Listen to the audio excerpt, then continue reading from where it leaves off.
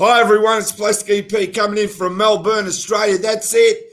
Got the fantastic Kathy CC Carlson coming in from Arizona, and coming in from Rochester, one of our VIP guests.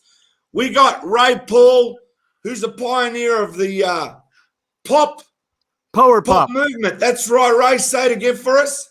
Power pop. That's it. Power pop right here on Gemstars.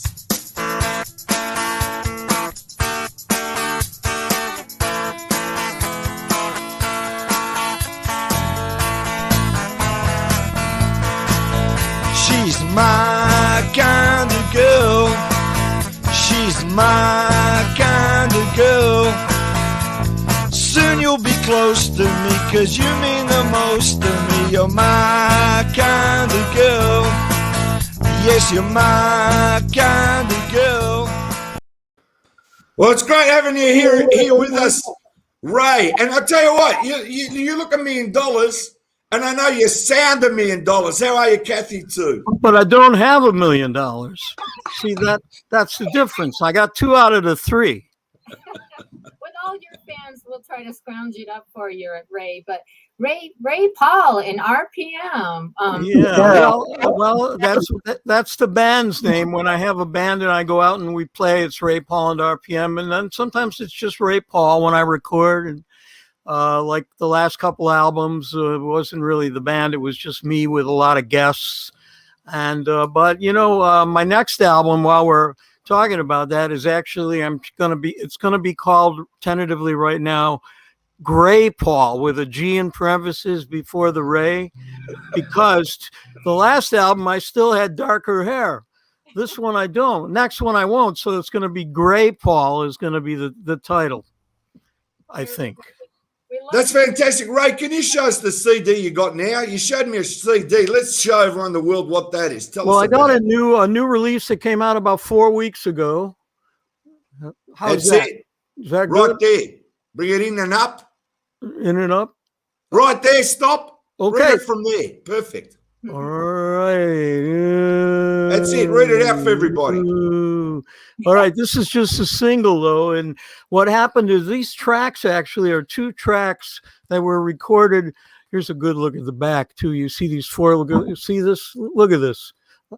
That's me on the end there, reading, not that end, this end. Right. Holding up the newspapers. That was from a photo shoot we did in Boston in 1980. But these 2 songs were on my album Go Time in 1980, which was a vinyl album. And what happened is, just during the, I couldn't get into some of the studios during the pandemic that I usually record at, whether they were in Canada. In fact, the border is still closed. I haven't been able to go up there and even help a friend of mine on his albums. And I record up there. I record in LA, and it's just the whole travel and studio thing. Everybody wasn't even open to recording for quite a while last year.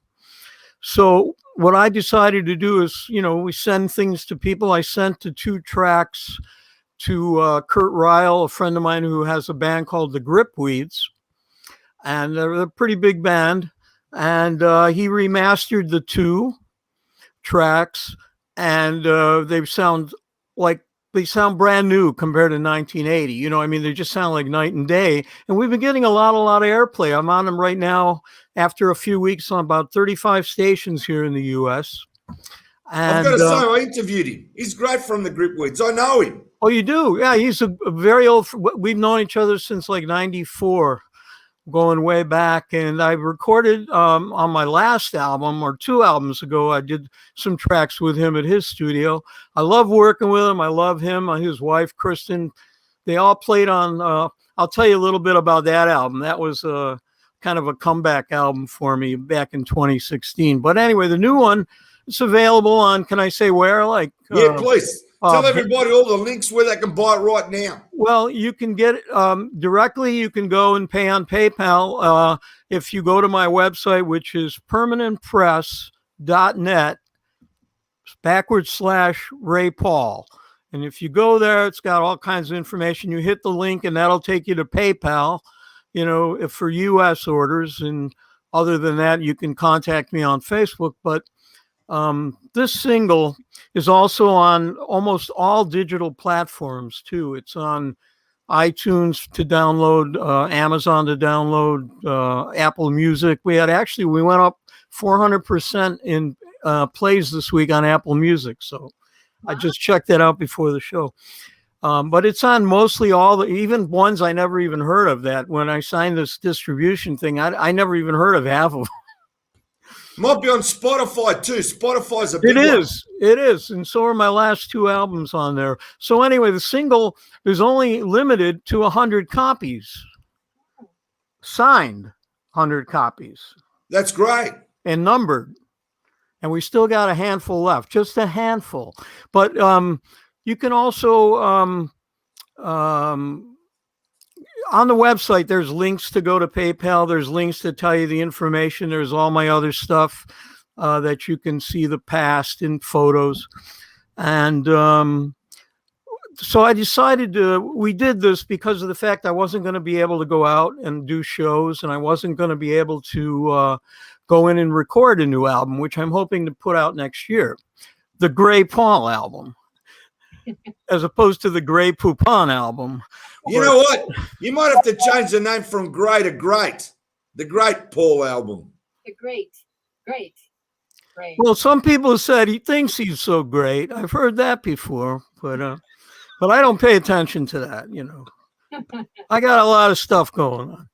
But anyway, so the single has been remastered by Kurt from the Gripweeds.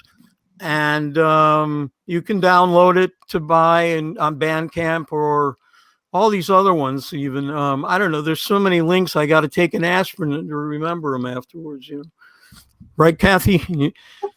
The world's getting too big here. But my career actually began. Believe it or not, I turned 71 this year in May.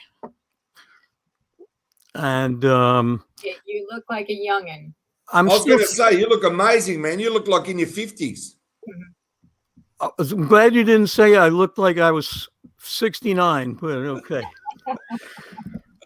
Because that's too close to the real age. But I started actually playing in a band. My first instrument was drums. I started playing drums in a band in 2 months after the Beatles came to the U.S. I was only 13 and a half. And I was the drummer, and I really didn't know much of what I was doing, but my cousin was 3 years older, and he played weddings and parties, and he used to lend me his kit, and he taught me some things, and all I was doing was, you know, on Dave Clark 5 songs, boom, boom, boom, boom, boom, boom, boom, boom, boom, boom, boom, boom, boom. That's great. I love this kind of story. Was Ringo a big influence? Well, no, but the Beatles were. I tried to play guitar. But when I started to learn guitar when I was like 11 or 12, and we used to go to a place and they'd rent you a guitar, the guitar was way too big for me, and it discouraged me from wanting to learn it. They gave me, instead of giving me a nice smaller body Dane Electro or one of those that they teach you with, it was this big, bulky, boxy acoustic. And I was just 11. I was still not a teenager yet, you know. It was hard for me to play, and I just gave up on it. Ray, I've got to tell you this story. You're going to love it, right? It's 1967, and the Monkees are out on TV in Australia because we had black and white TV. So I want to be like Mickey Dolenz. I want to be a drummer. So I said to my dad, I want to be a drummer. Take me to drum lessons. So we find this Hungarian Polish guy, and every time I went for a drum lesson, the only thing he said to me, do you want to try goulash? Do you want to try goulash? So I got sick of it at the end because I was only going for goulash. I wasn't going for drum lessons. I love goulash. I do too. It's a little ghoulish, but it's goulash.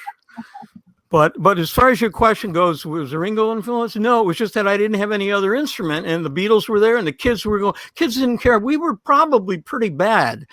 We ended up we didn't even have a bass player. We just had 2 guitars and the drums, and the kids were still going nuts because all you had to do was play whatever the Beatles. We played probably 50% Beatles, and the rest whatever was starting to be on the radio.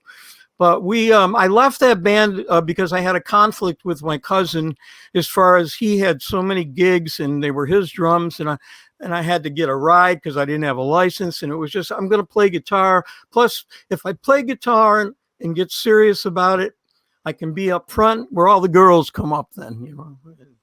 That's an amazing story because I got to tell you, 1964, Kathy, I don't know if you've seen photos in New York. This is great. You've got people at service stations running around with Beatle wigs in 64. Right. Like, New York went crazy.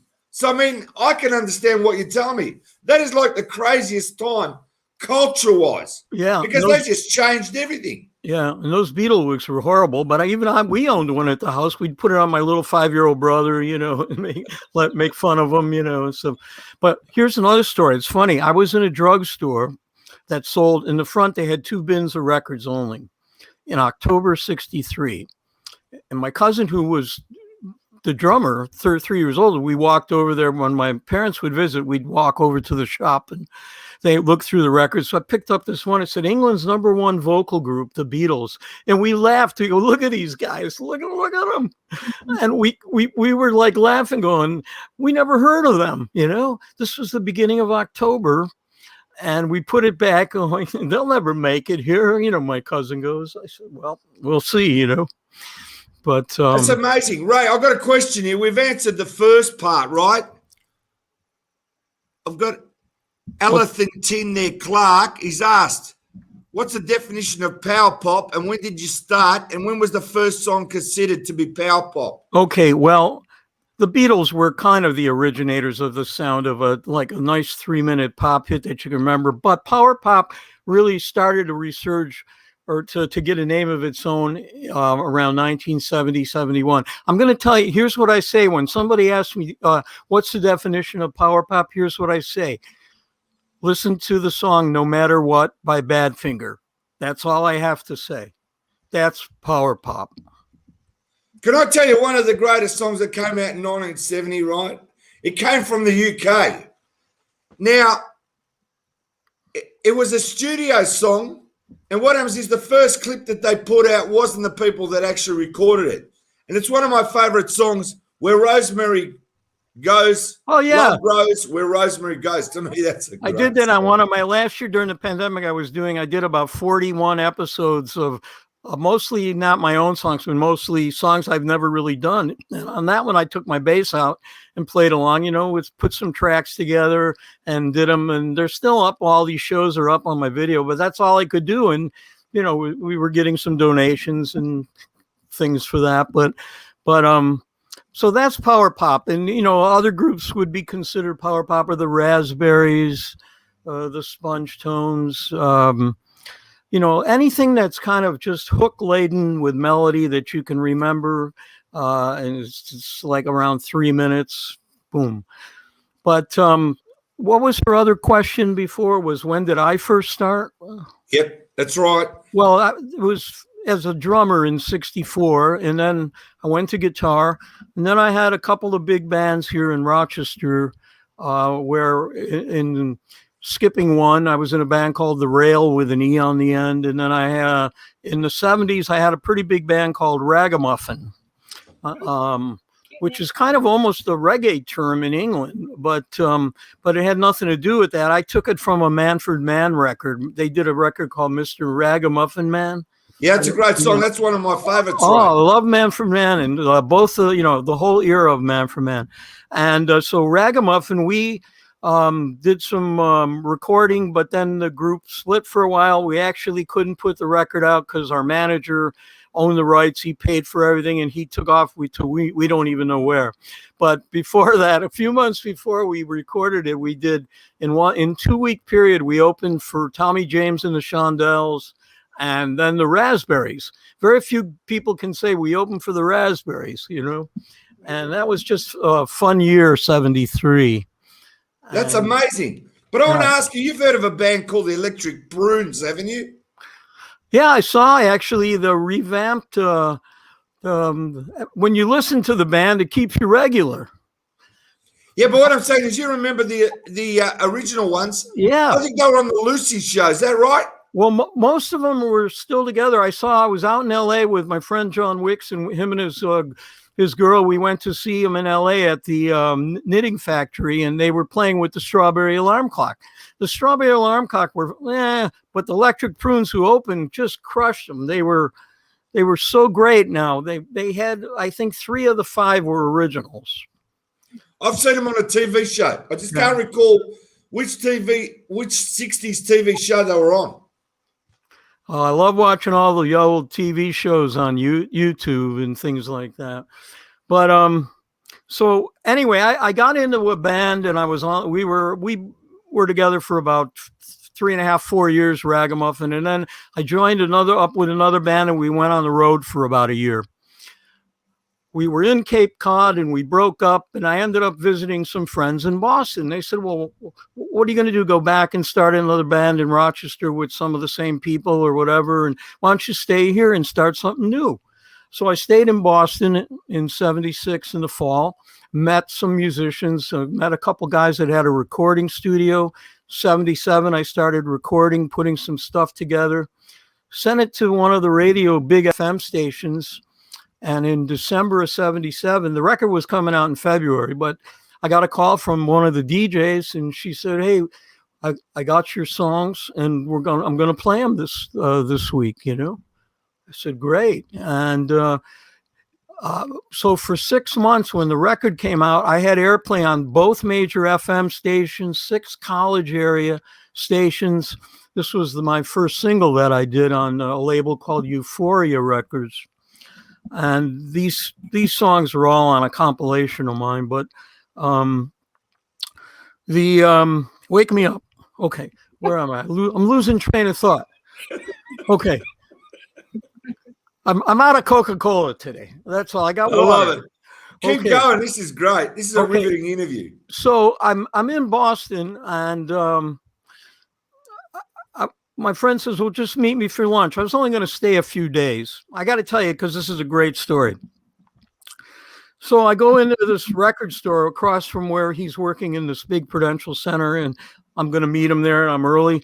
So I go in and I'm looking around, and this guy comes up to me and says, you know, he goes, I guess he thought I looked like a hip musician. I look like somebody who knew about records or whatever. And he goes, hey, we're looking for people. He goes, are you interested in working in the store?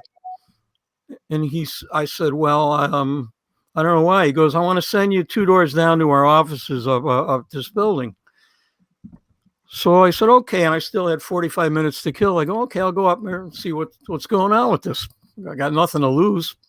So I go up there, and this guy, make a long story short, he's talking to me, and he says, okay, I want you to start on Monday, and this and that, and boom, boom, boom, and here's what we were paying you, and this and that. And I said, okay, thanks. And I walked out and laughed with no intentions of showing up for work, because I didn't live there. I was just visiting on the way back home, you know.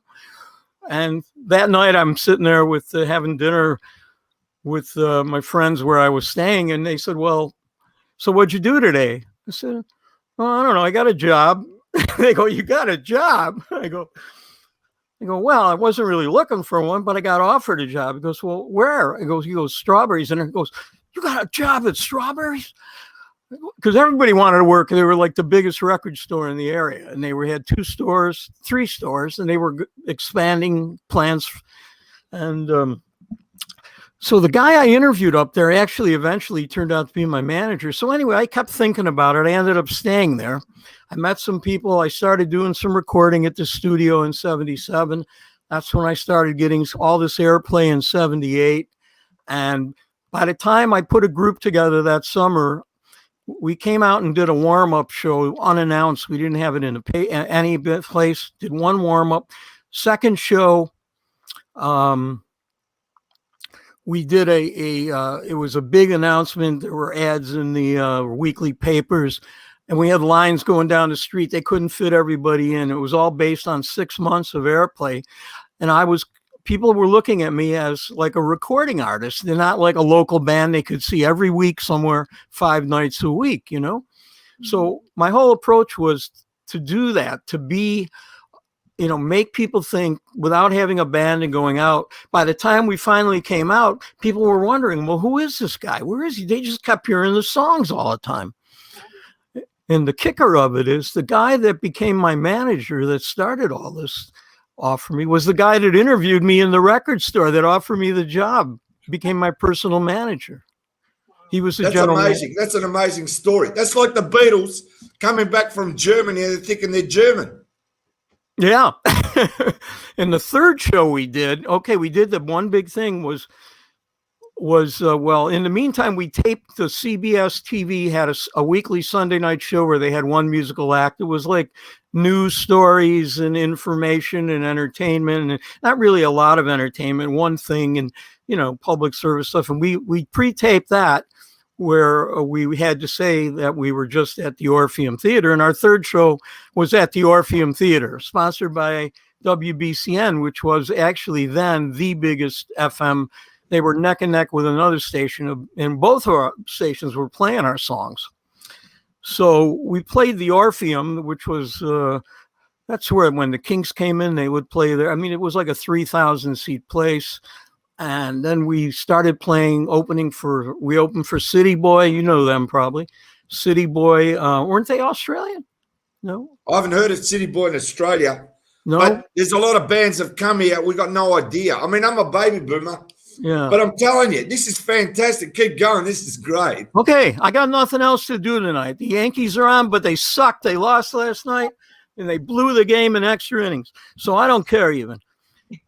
But I'm out of beer too. But anyway, the third show was the Orpheum. Then we did 2 shows with some major label artists opening, and then we changed guitar players. There were 5 of us, and we brought in a new guy. We wanted a little more edge to it.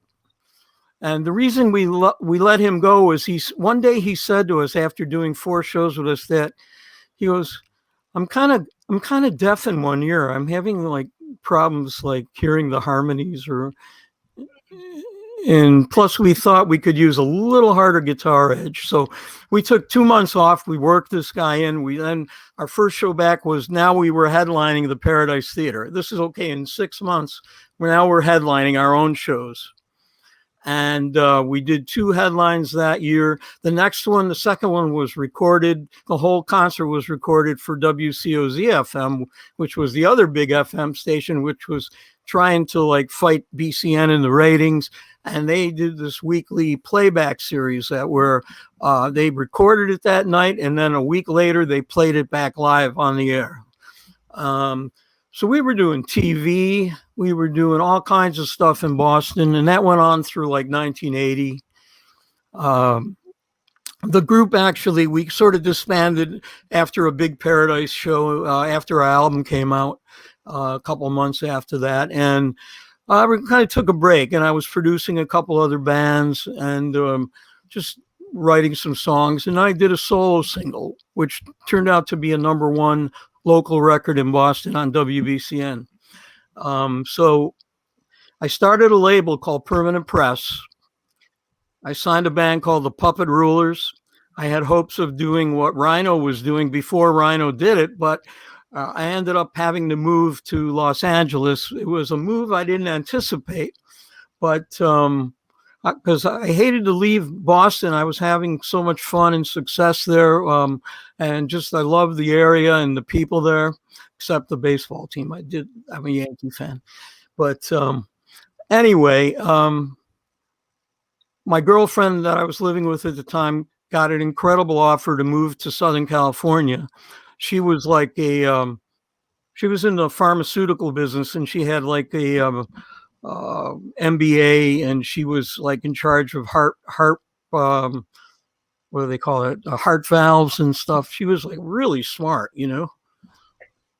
It's like, I just shook my head always because I didn't understand half the stuff. But so anyway, you're into the music, right? You love the music and you dig the music, right? Yeah. But anyway, we ended up. We were together for about a year in Boston, and then she got this job offer. And she said, "Well, they're going to pay for whatever if you go with me. It's either you go with me or that's the end of us, because I'm not staying here. If you stay in Boston, then I guess see ya."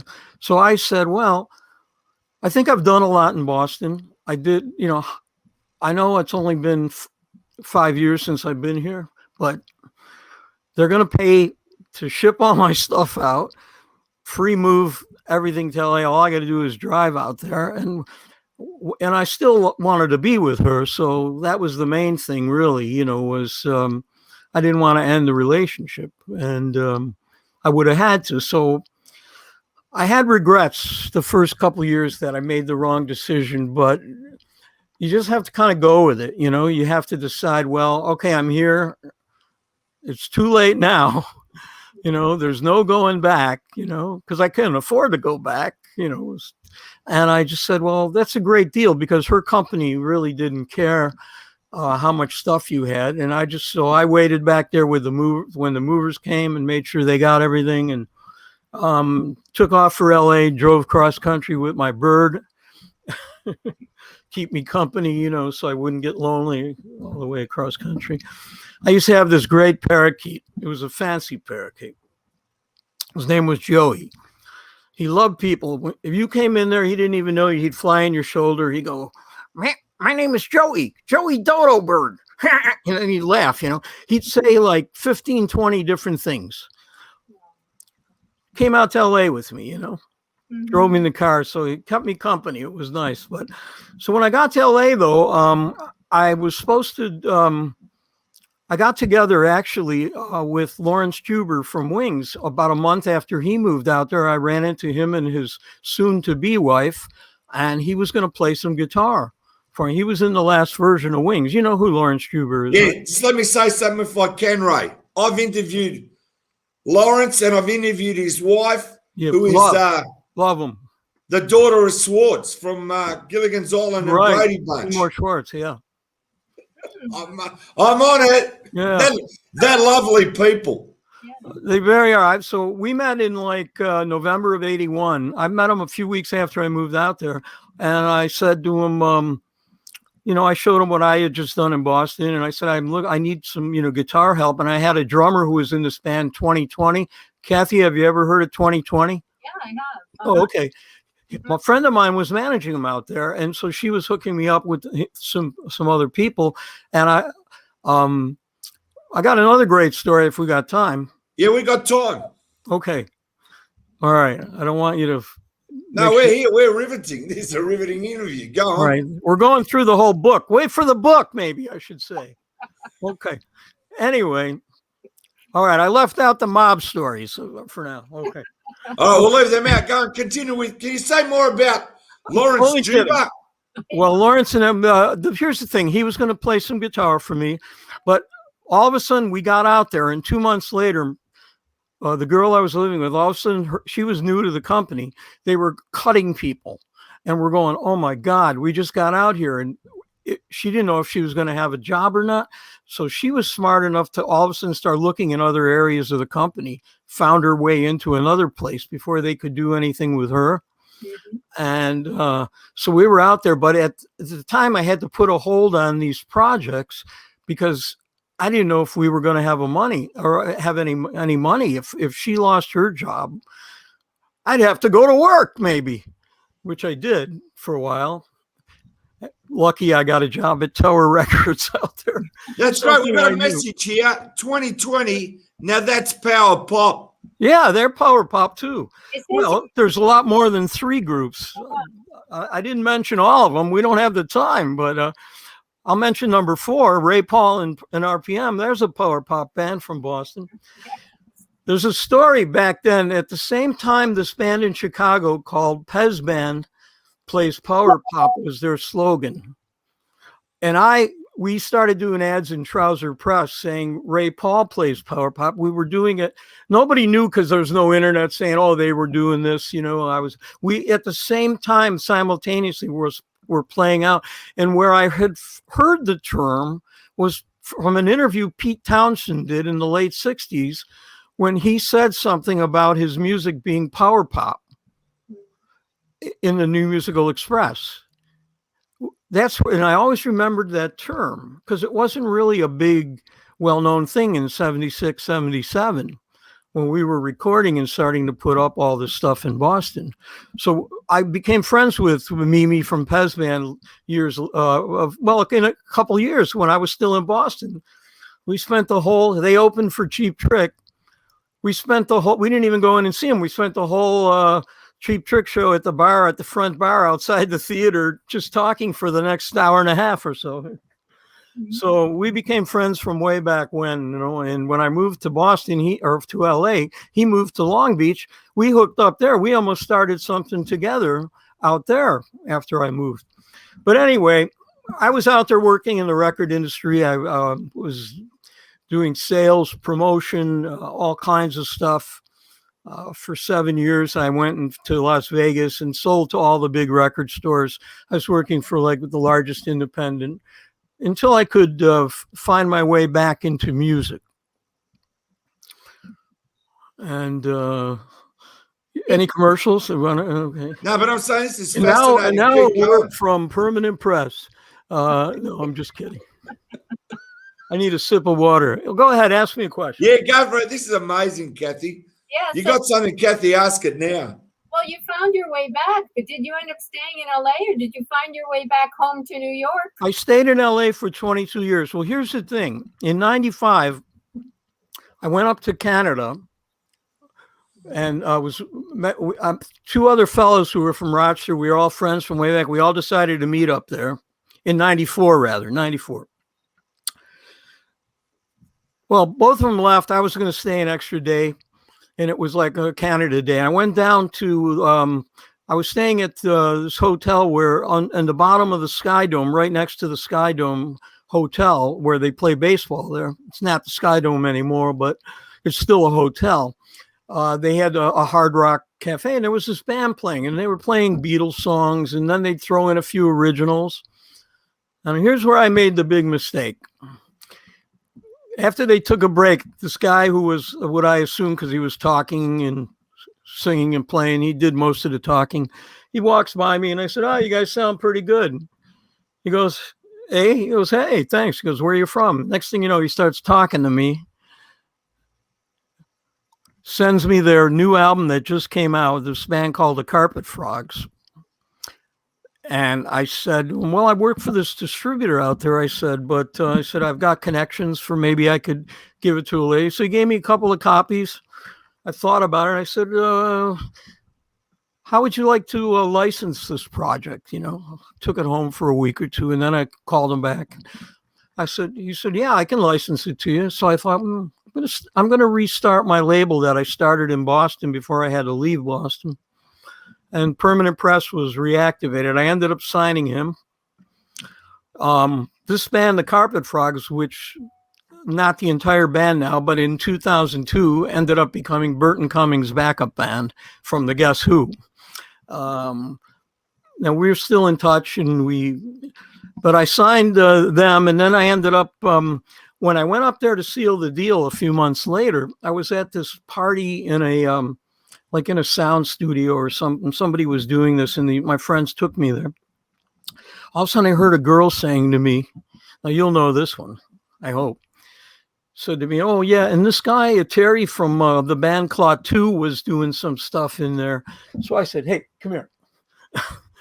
Come here. She goes, I go, "Wait, what are you talking about?" I go, "Can you put me in touch?" And so she goes, "Well, all I know is their manager's name." So I ended up calling the manager. He put me in touch with Terry. I went up to Canada in April of 95. Ended up signing Claw 2. Do you remember Claw 2? That was the band. Yeah, can I just say something if I can, Ray? So Yeah. you know I'm on the ball. Claw 2 is the one that put out an album and everyone thought that is the Beatles. Because of one critic in the U.S. in Providence, Rhode Island, right? They kept their names and pictures off of it because they wanted the music to speak for itself. They had, and it was really Capitol that said to them, "We want you to," they really told them, "Lay low," after this thing started breaking up, wide, and they ended up selling over 500,000 copies of it. But Terry Draper is the guy who was the drummer, keyboard player, and did all kinds of other instruments.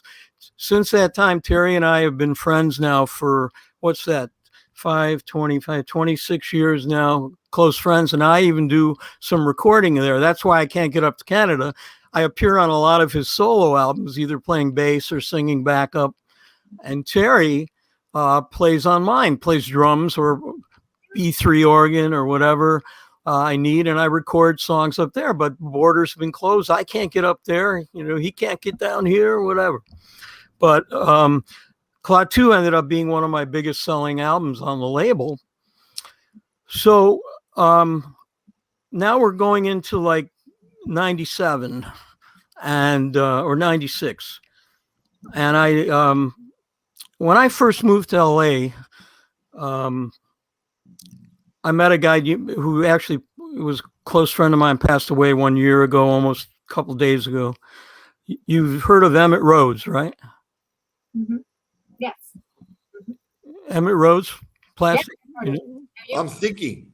I know so many people. He was the guy that they thought was Paul McCartney in the 60s. He was actually, his album came out before McCartney's, where he did all the instruments and singing himself. Well, anyway, Emmett was, Kathy knows who he is, right? Yeah, Emmett passed away last year. We were born the same year, but Emmett was like a legendary pop cult figure here in the U.S. and very close friend of mine. And I brought him out after 23 years of him not playing. We put together a show in L.A.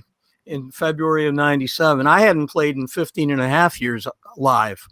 So both of us were a little nervous, but to make a long story short, I put a band together first of guys from different well-known bands and some guys that hadn't flown in yet until the day of, and we rehearsed, and I wanted Emmett to feel comfortable because he was reluctant to do it. He hadn't done anything since 73. So we did the show, again, lines out the door. They couldn't people were in Santa Monica, were all the way down the street. They couldn't even let everybody in. We had like TV stars show up. They got in. I wonder why, but I don't know. We saw him out in the audience. But Emmett Rhodes was a great guy, and I recorded some stuff with him. So what I did is we did a track together, and that was my comeback single in 2000. Where it was a Ray Paul single with Emmett Rhodes, and sort of got him back out there too, right after a couple of years after we did the show. But I was trying to help him get back together, and he felt, at first he was hesitant to do it. And once he heard that we had all the tunes together, we did half his, half mine. So it made him feel more comfortable. So he goes, all right, I'll do it. But I had already committed to the promoter even before he came down that we were going to do it. So I was nervous that Emmett was going to do it. I just stuck my neck out. I mean, I guess we could always say, well, Emmett's sick, we can't do it. But we worked on it. And so after the show, I said to him, put my arm around him and backstage. And I said, so are you glad you did it? And he went, yes, with a big smile. And it brought a tear to my eye, actually, because it's one of those things where I felt, I did it for, I really made Emmett feel good about it, and of course, everybody really came to see Emmett. They could care less about seeing me most of them anyway. But I was happy for him, So we did that, and I did some recording with him on a couple other tracks that I put out over the years. And in 2000, I had a compilation of all my singles, most of my album, and also about 5 or 6 unreleased tracks. It's called the Charles Beat. I don't know if I have it handy. But have a look if you got it. I have Whimsicality. That's a good story, too. Yes, I got the Charles Beat somewhere here. Here it is. Oh, gosh. But not the cover. How about the back?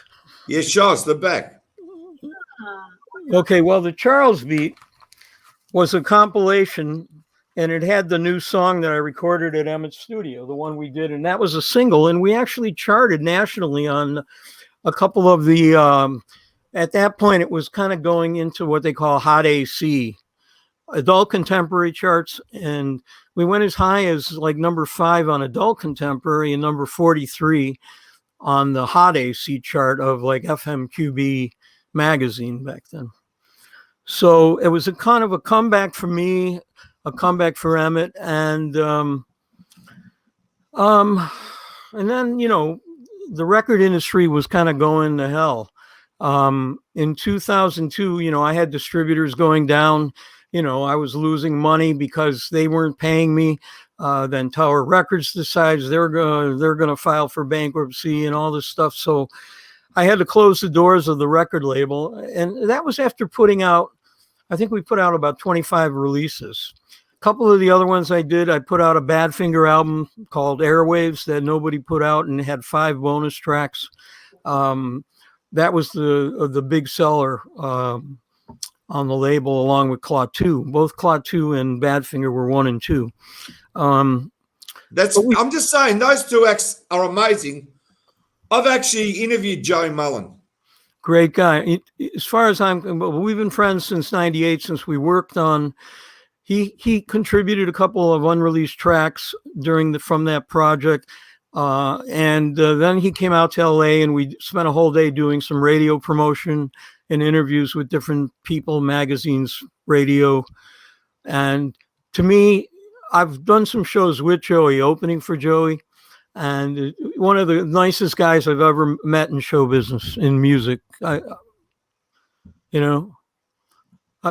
remember, you know, there's Badfinger has different camps and everybody says different things, but I'll tell you, Joey's one of the greatest guys I've ever had the opportunity to become friends with and worked with. That's great. But can I say something? You got me fascinated now with the Claw 2 album. I got actually 2. I'm fascinated twice. But also got to see, I know you got the Abbey Road screen behind you. You've got the album there, Abbey Road behind you. Darn it, I forgot to take it down. I was supposed to put up like a whole Ray Paul thing back there. But now, can you tell me about the Claw 2 album? Is that still selling? Well, you mean the one I released? Yeah. No, I released actually their 5th and final album from '81, which had never been released anywhere, not even in Canada. And that was the big selling point. It was first time released on CD. It came out on vinyl in Canada, but that was it. And so I had the exclusive rights to that for a while. And but no, my label shut down in 2002, and then my licenses ran out after a while on Badfinger and some of those. So the only projects that are now on my label are things like this, you know, that Ray Paul guy, you know. That's it right there. I can see it. Can't fire the guy. I don't know why. You know, but here's a good one on Permanent Press. This one, can you see this one? Yeah, perfect. This is called Whimsicality. And this was, I'm going to skip all the way to, well, I moved back to Rochester in the middle of 2002. Started playing. Couple guys called me up, said, "Hey, I heard you're back. You know, we're doing this British '60s band," and they wanted to call it some dumb name or whatever. And one guy that wanted to be in it ended up leaving before we came out. But anyway, we put this thing together, and we decided to call it 28 If after the license plate on Abbey Road. You know, yeah, that's right, the Volkswagen. Yeah, and we were doing we had a repertoire of about 68 songs. And so we could change or do whatever, but we go out and we did great for about 3.5 years. We were playing festivals, casinos, clubs, and we were only going to do a couple of things in 2006. But all of a sudden, everybody wanted us to play, and all 3 of us sang. It was only 3 guys, drums. I played bass and the guitar. But we all sang. So 3 voices sounded great together when we had 3-part harmony. So we did that for about almost 4 years. And it's funny because people used to come see the band and they maybe hadn't seen it before, but the drummer had the logo 28 If, or they'd see an ad in the paper somewhere. And we'd be playing a song and stop, and people would just be standing there that just came in, and they'd go, "We knew what you'd be playing." You know, we would just finish like a Beatles song or something, and they said, "We knew what you'd be playing," which made us feel good that somebody got it, you know. Because I remember one time we were doing this club we played all the time, and like a 22-year-old waitress came up to me during one of the breaks, and she said, you guys are good, but I like the Beatles because my mom likes the Beatles and all that. She goes, but I don't understand. What is that name? 28 if. I said, well, that means that if I was 28, you'd probably go out with me. And she looked even more puzzled. Okay. You know what that means, Kathy, don't you? The 28 if means that Paul McCartney been still alive, he would have been 28. She knows, right? Kathy, you know. Everybody knows, don't they? You know, Now, Ray, knows. I got to tell you, this has been a fascinating interview. And I mean, believe me, we've gone a 45 minutes, which doesn't matter. But let me tell you, from the start of the interview right up to where we are now, I just got to tell you, it's completely fascinating for me. And your musical journey, telling us the whole journey, has been like a buzz. I've thoroughly enjoyed it because you're talking about music, you're talking about the scene, you're talking about what you do, you're talking about your love of the music and how creative you are. And it's a buzz, isn't it, Kathy? it certainly is. Well, that's very nice of you to say. Thank you. And I appreciate you inviting me on your show. Kathy, I was telling him earlier that I had no idea he was from Australia. Oh, yeah? Melbourne, but let me tell you, Ray, before we go, tell everybody the story about your Paul McCartney bass, the one you bought. Oh, the one. That's too big for you? Well, I was looking into getting one when I heard they were doing this. I contacted, I found out there was a shop in Chicago that specialized in, they had a whole wall of nothing but Hofner basses. And one day I went looking for them, or I saw something. I wanted to, you know how you like something sometimes and then all of a sudden something comes up. And they said that if you want to be on a waiting list to get one, let us know. And that was in like November of 2012. So I didn't hear anything. All of a sudden, beginning of May of 2013, I get an email saying, are you still interested in getting one of these Union Jack basses? And I said, yeah. And they were great guys. They paid for shipping. They did everything. And they had a better price than one other guy that was trying to sell these from Hofner, direct from Hofner, German made. And so anyway, I about a month later, when he was ready to get him in, once he got him in, he said, okay, I've got only 10 of them. I got 10 of the 60, and he sent me the number 3 of 60. And as I mentioned to you before the show, though, guess who's got number 1? Paul McCartney. You are correct, sir. And I got number 3, but it had a little crack in the top and a flaw. And I was saying, I go, oh, number 3, or do I send it back? So I called the guy, and they were so gracious. They paid for shipping it back, and he sent me number 7. So I said, that's okay. 7 or 9, even I would take number 9. Yeah. Number 9. Number 9. Turn me on, Dead Man. And anyway, so I have that, but I had to pay for it. I mean, they weren't giving them away. The only guy that got one was Paul, but still, they stopped making them. They were going to make another batch, but I had read something that it was screwing up the painting of these basses because of the different types of wood and everything. Was screwing up the production of their whole factory, of their violins and everything else. So anyway, that's that. I got it. That's going to be my rainy day. I'm saving it for, when I'm old and gray, or at least when it must have gone up in value, though. I'm sure it has. Yeah. I was just wondering if I could mention the Whimsicality album. Yeah, go for it. You still got some time? Yeah, go for it. I'm up till about 11 or 12 here. I've got another interview coming up, so I don't want to cut you too short. Okay. Whimsicality has a lot of guests on it. This guy here you might recognize from Blondie. He's a drummer from Blondie, Clem Burke. Is that Clem? It is Clem. Is he your friend? Yes, I do know him. Through another friend, I met him in 2003 in LA, and then he hooked up with a couple of guys. He was here at Rochester doing a warm-up, and we did the song in January of 2015. We finished the one song, and I only had the studio for 2 days, and I was doing all the other instruments myself, and I had to just lay a basic track with him. So we finished the song in a track in a couple hours, and he says to me, okay, so what's next? I go, that's it for today. I says, because I got to finish. I got to use the rest of the time. And I did the whole track, which is on Whimsicality. I did it in 16 hours. I finished mixing and everything within 5 minutes of all the time I booked. So, That's amazing. That's a great story. That happens all the time. but on this album, I did this thing.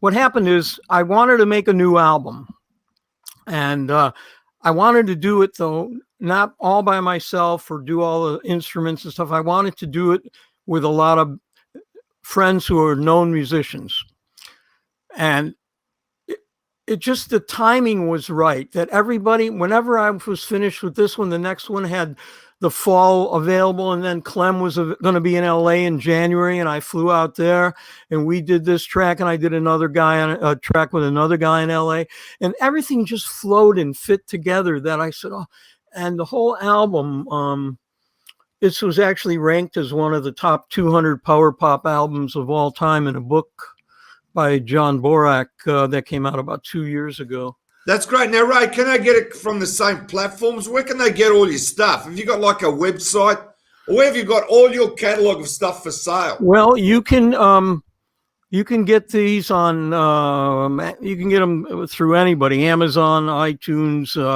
You can get the CDs at my site too. There's a link to click to PayPal. It's permanentpress.net/Ray Paul. And you can also download stuff on all the download services, iTunes. You can hear it on Spotify. Bandcamp, you can order it. There's other ones that I can't even remember the names because I never heard of them. Apple Music, actually, is pretty good. But yeah. That's amazing. Now, Kathy, I'll get you to close the show, but let me tell you, Ray, it's been our pleasure having you on the show. I've just thoroughly loved it. Well, that's very nice to hear. I'm glad you did. But yeah, I've actually been doing a series of interviews this week, and I just want to show you. This is my last release called Bloody Rubbish, the best and some of the rest. That's great. Bring that closer. How's that? That's what it's called. By Ray Paul. Now that drawing was done from a photo of mine from '81. There's an artist here that lives here that has done stuff for Rolling Stone, Time, Newsweek. He's a great illustrator, and I saw some of his work on this poster from a jazz fest we had here, and I asked him if I could hire him to do that, and we did some sketches, and he was just tremendous. And this is a collection of all my singles, Bloody Rubbish. This one you can get at the same places too. It's all my singles, A and B sides, remastered with 3 unreleased tracks that with my current band that I had, which I'm not sure if I still have them right now even. We haven't played since June of 2019. But, oh, okay. All right. Well, Ray, it's been an absolute pleasure. And just want to say that we don't want this journey to end. So we want you back, okay? Okay, well, listen, I'll go to the bathroom and come back. Oh, I'm only kidding. I'm getting a little tired myself in the throat. Right. Well, listen. Plastic disappeared, but thank you so much, Kathy, and really thank you a lot, and thank Plastic EP again for me, and appreciate it. Are we still live?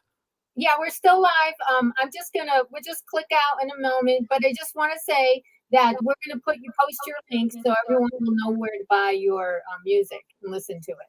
So thank you once again, Ray. Okay, great. It's been a pleasure. Okay, thanks. Bye-bye.